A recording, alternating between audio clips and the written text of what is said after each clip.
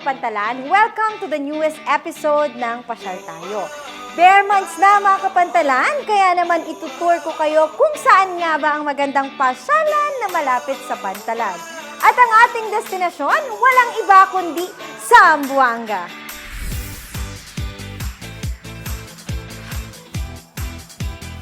So ano pang hinihintay nyo? Tara, pasyal tayo!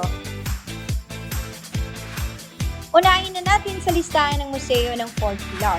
Itinatag ang National Museum Western Southern Mindanao sa pamamagitan ng Presidential Decree 260 na nagdedeklara sa Fort Pilar bilang National Cultural Treasure noong August 1, 1973. Ang pagtatayo ng Fort Pilar ay nagsimula noong July 23, 1635, kasunod ng pagdating ni Father Melchor de Vera, isang Jesuit missionary engineer, Kapitan Juan de Chavez, at 1,000 Bisaya at 300 na Espanyol sa Zamboanga.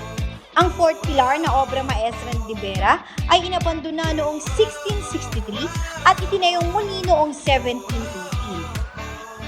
Sa loob ng maraming siglo, ito ay nagsilbing estruktura ng depensa laban sa mga pag-atake ng Moros, Dutch, Portuguese at British.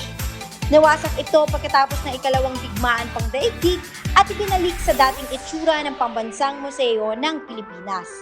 Noong huling bahagi ng 2012 hanggang 2018, 4 na estruktura ng museo ang na-retrofit at muling binuksan sa publiko noong 2019 sa pamamagitan ng pampublikong programa at paglulunsad ng isang eksibisyon.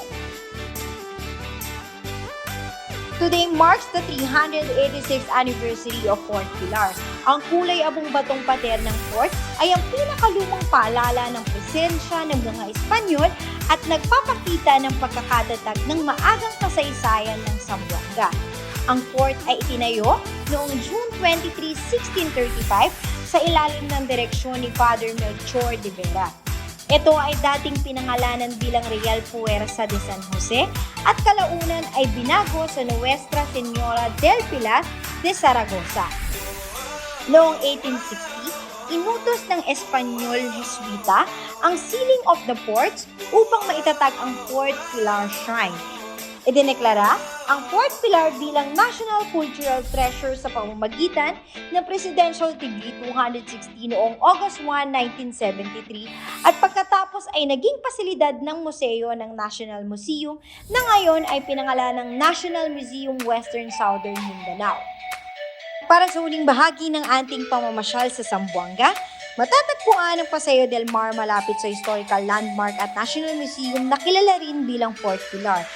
Sikat ang Paseo del Mar sa ilang mga restaurant, cafe at entertainment. May 8 arko na pasukan kung saan mayroong 24 oras na nagbabantay dito at isa rin itong tourist spot na binibisita ng mga lokal at turista. Ang Paseo del Mar ay katulad ng paglalakad sa Manila Bay na may magandang pasyalan at tambayan habang nanonood ng sunset. Ito ay perfect spot na may magandang tanawin at masarap na pagkain kung saan maaari kang maglakad ng dahan-dahan sa kahabaan ng promenade. Sa gabi, ang Paseo del Mar ay naiilawan ng mga pinalamutian na lamp at mas buhay na kapaligiran na may dancing fountain at mga food stall at live entertainment. Malapit din ang Paseo del Mar sa Santa Cruz Island Ferry kung saan pwedeng sumakay papuntang Santa Cruz Island para makita ang sikat na pink beach ng Zamboanga.